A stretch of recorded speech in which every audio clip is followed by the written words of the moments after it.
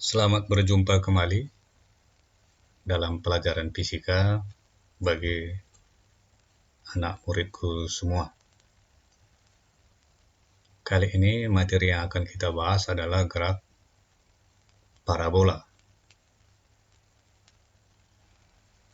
Pada video pembelajaran ini akan dibahas nanti beberapa soal tentang materi parabola ini. Tapi teori dasarnya haruslah juga kau baca dari buku paket. Kita akan mulai langsung ya. Sebenarnya apa itu gerak parabola? Parabola adalah bentuk lengkung dari lintasan gerak benda yang dilemparkan ke atas dengan sudut elevasi tertentu. Elevasi artinya mengangkat. Elevation, mengangkat.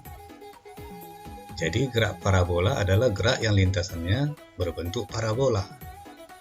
Sama seperti gerak lurus, gerak yang lintasannya berbentuk garis lurus. Atau nanti dalam pelajaran selanjutnya ada gerak melingkar, gerak yang lintasannya berbentuk lingkaran. Jadi sederhana kan? Apa itu gerak parabola? Gerak parabola adalah gerak yang lintasannya berbentuk parabola. Misalnya gerak bola yang ditendang melambung, gerak atlet lompat jauh, gerak tolak peluru, dan lain-lain. Gerak parabola disebut juga dengan gerak peluru. Peluru yang dimaksudnya adalah benda pada tolak peluru, bukan peluru pistol, tapi peluru besar ini yang terbuat dari besi dalam olahraga tolak peluru. Gerak parabola merupakan gerak dua dimensi, yaitu gerak pada sumbu X dan gerak pada sumbu Y. Pada sumbu X akan berupa gerak lurus beraturan, dan pada sumbu Y akan berupa gerak lurus berubah beraturan. Supaya lebih paham, kita cobakan langsung contoh soal 1. Pada gerak benda berbentuk parabola, gerak pada dimensi sumbu Y-nya akan berupa apakah gerak jatuh bebas, vertikal ke atas, vertikal ke bawah, GLBB mendatar, atau GLB mendatar. Kembali ke pengertian tentang gerak parabolanya. Gerak parabola tadi kan gerak dua dimensi. Pada sumbu X-nya GLB dan pada sumbu Y-nya GLBB. Gerak jatuh bebas adalah GLBB. Gerak vertikal ke atas adalah GLBB. Gerak vertikal ke bawah adalah GLBB. Yang pasti bukan yang mendatar, karena searah sumbu Y. Dari yang ketiga ini, jatuh bebas, vertikal ke atas, vertikal ke bawah, manakah jawabannya? Jawaban yang benar itu adalah B, gerak vertikal ke atas. Pahamilah itu secepatnya ya nak ya. Contoh soal 2. Pada gerak parabola, kecepatan awal benda dapat diproyeksikan terhadap sumbu X dan Y. Jelaskan. Nah, perhatikan penjelasannya ini. Di gerak parabola kan ada gerakan di sumbu X dan di sumbu Y. Maka kecepatan awalnya di sumbu X, ya kita sebut saja namanya P0 X. Dan di sumbu Y namanya P0 Y. Berapakah besar P0-nya ini nanti? Tentu saja di akar kuadratkan.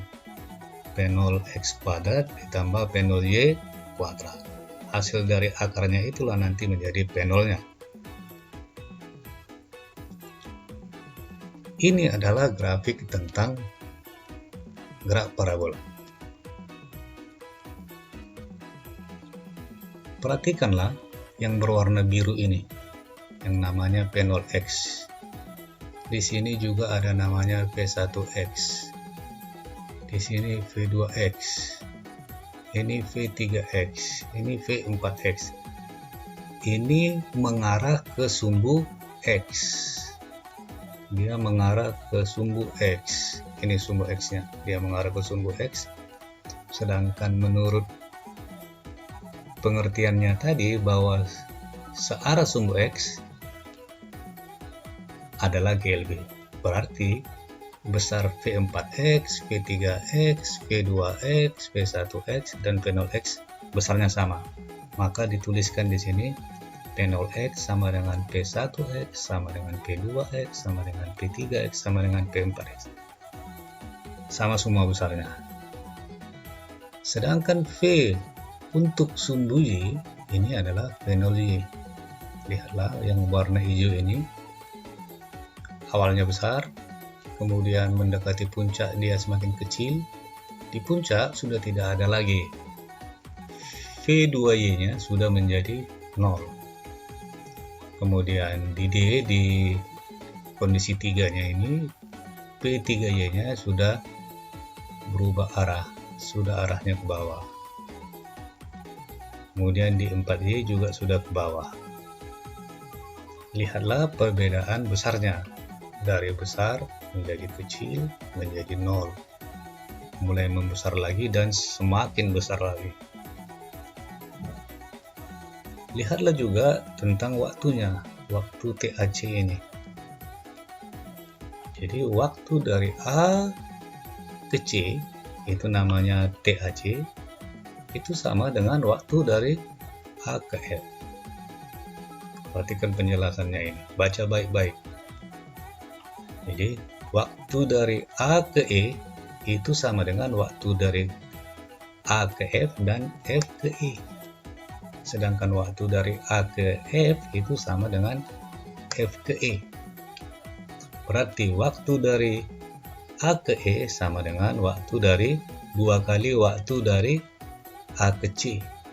Nah, A ke C itu sama dengan A ke F.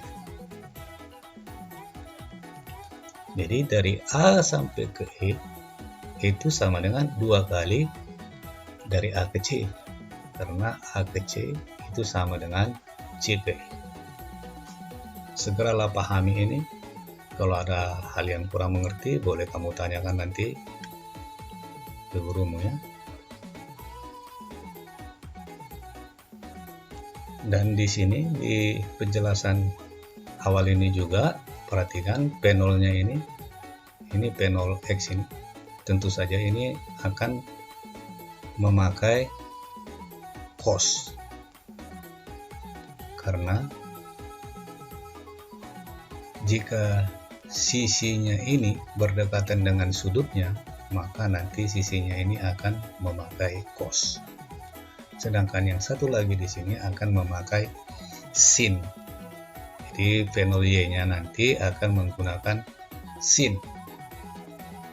Jadi V0Y sama dengan V0 sin alfa. V0X sama dengan V0 cos alfa. Alfa itu sudut elevasi. Elevasi artinya mengangkat. CF tinggi maksimum. Dari sini kemari ya. Ini tinggi maksimum. Sedangkan dari A ke E itu jauh maksimum. Nah, itulah penjelasan dasarnya. Perumusannya adalah sebagai berikut. Perhatikanlah tabel ini. Ini adalah konsep yang sering dimunculkan dalam soal-soal. Kecepatan awal, kecepatan pada saat T-sekon, tinggi maksimum, jauh maksimum, dan waktu ke tinggi maksimum serta ke jauh maksimum. Perhatikan rumusnya. Sebenarnya kamu pun nanti suatu saat harus bisa membuktikan rumus ini dengan menggunakan matematika tentunya. Tapi untuk sementara ini kamu coba hafalkan ini agar bisa nanti untuk mengerjakan soal selanjutnya. Kita segera ke contoh soal 3. sebuah benda dilemparkan dengan kecepatan awal 10 meter per sekon dengan sudut elevasi 53 derajat. Tentukan kecepatan peluru setelah 0,3 sekon. Ditanya adalah kecepatan peluru. Nah, buatkan diketahuinya. Kemudian perhatikan yang bercetak hijau ini. Ini seharusnya harus sudah kamu rekam, walaupun tidak ditulis di dalam soal. Bawah G itu ambillah 10 meter per sekon kuadrat. Sinus 53 itu 0,8. Cos 53 0,6. Rekamlah ini segera, karena ini seringkali dimunculkan di dalam soal-soal. Ditanya tadi adalah kecepatan peluru PT setelah 0,3 sekon. 0,3 sekon PT.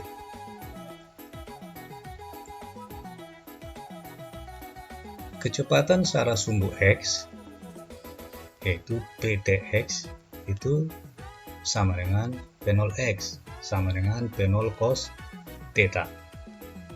Masukkan angkanya, hasilnya 6 meter per sekon. Yang bercetak merah ini, hasilnya 6 meter per sekon. Setelah kita cari PTX, tentu kita cari PTY, agar nanti ini kita kuadratkan dan akarkan. Dari sumbu Y, kecepatan secara sumbu Y, PTY sama dengan P0Y kurang IT. Ini perumusannya diambil dari GLBB, vertikal ke atas, tanda negatifnya ya, pakai negatif. P0Y itu adalah P0 sin theta. Masukkan angkanya,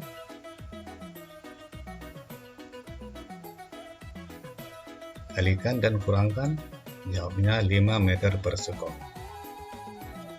Untuk menghitung kecepatan V, tentulah harus kita kuadratkan dan hasil jumlah kuadrat kita akarkan.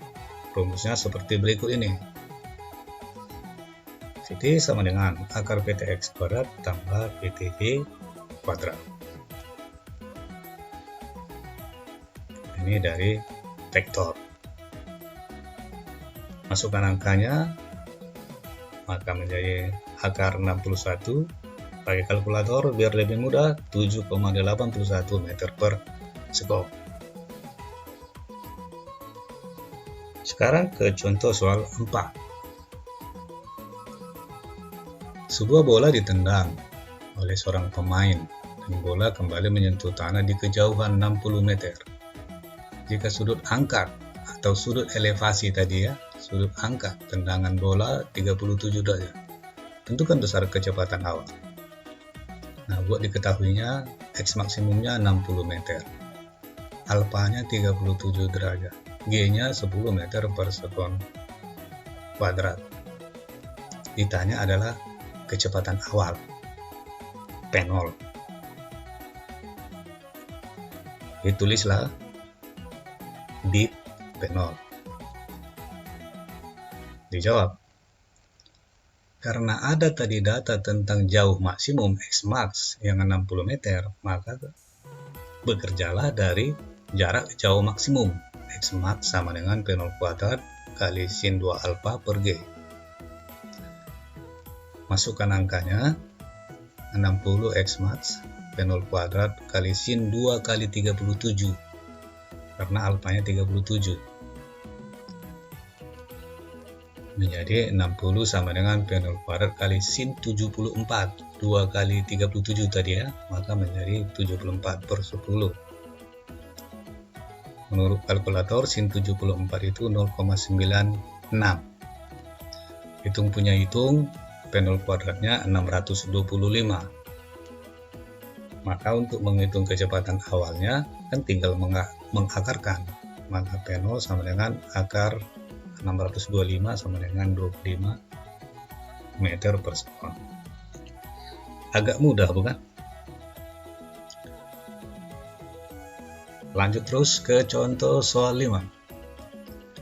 Sebuah peluru ditembakkan dengan sudut elevasi 45. Tentukanlah perbandingan tinggi maksimum dan jarak jauh maksimum. Perbandingan tinggi maksimum dan jarak jauh maksimum. Oke. Tuliskanlah Hmax berbanding Xmax. Tuliskan rumusnya masing-masing menurut tabel tadi.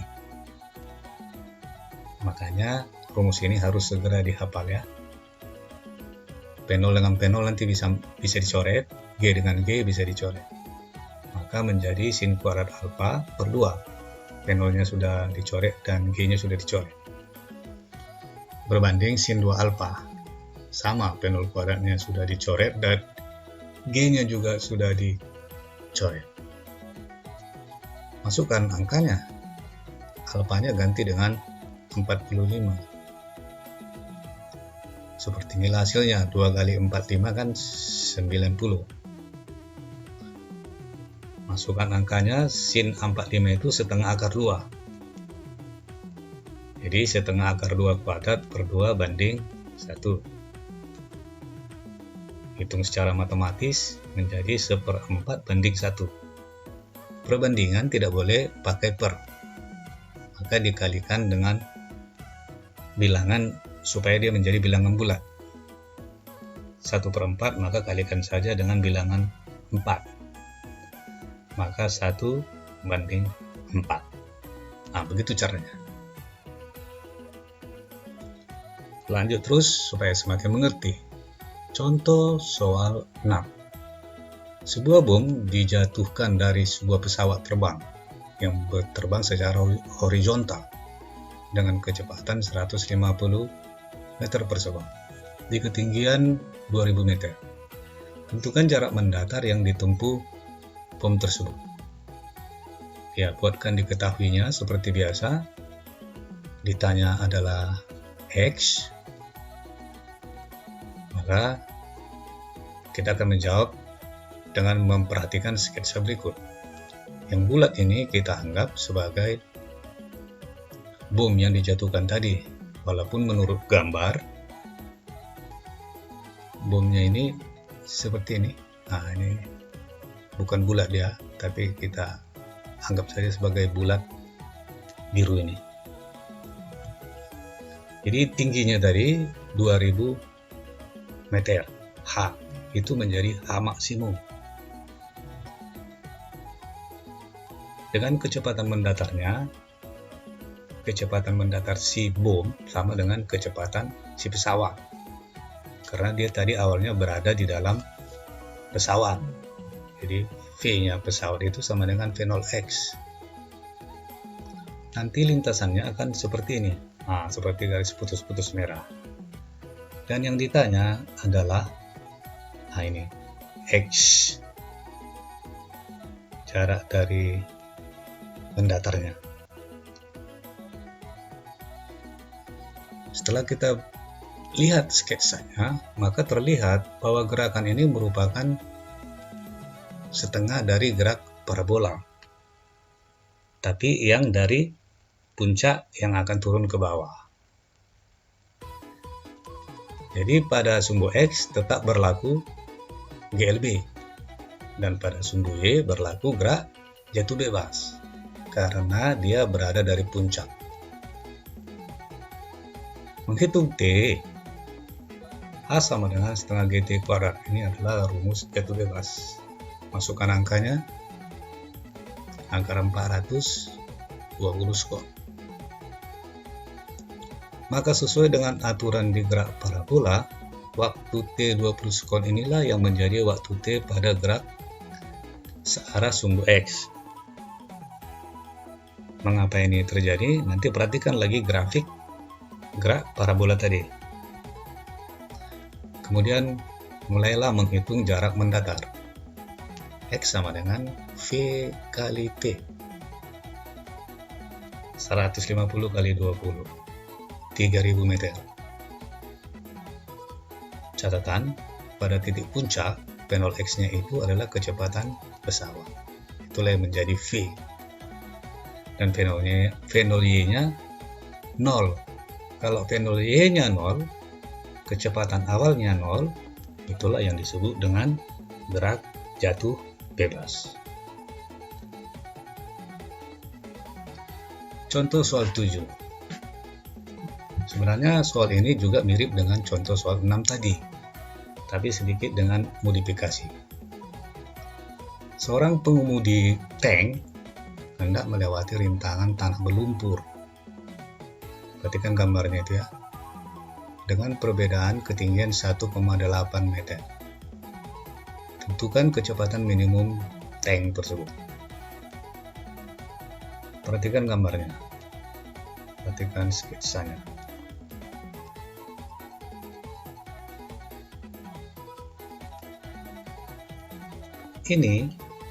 Inilah yang dianggap sebagai rintangan yang harus dihindari, harus dilewati supaya jangan terbenam itu tanknya. Jadi dia lompat. Jadi nanti dia lompat dari sini sampai ke sini. Nah, kalau dia lambat, nanti dia masuk kemari. Tapi kalau terlalu kencang, dia bisa lewat sampai kemari. Nah, minimum berapa? Nah, itu maka ditanya tadi adalah penolnya ini adalah penol minimum. Konsepnya sebagai berikut.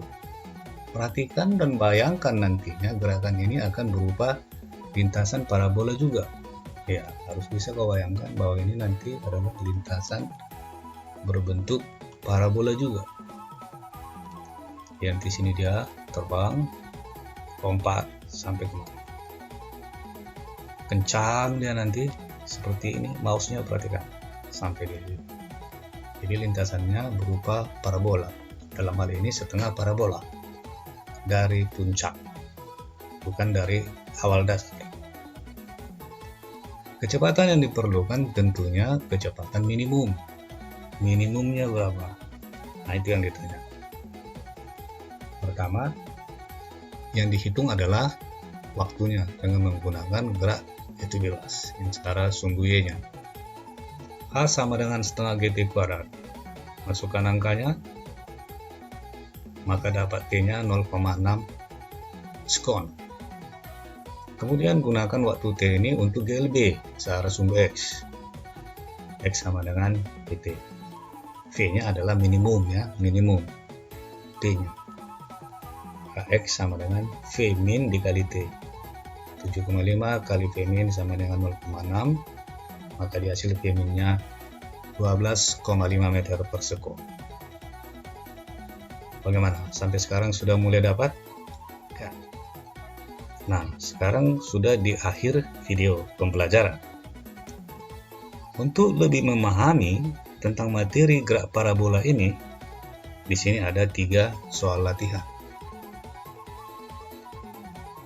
Cobalah kerjakan pelan-pelan saja, buka bukunya,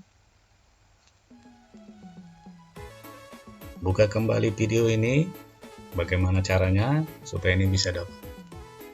Demikian dulu ya nak ya, sampai kita bertemu di video pembelajaran selanjutnya. Sampai ketemu kembali, terima kasih. Salam.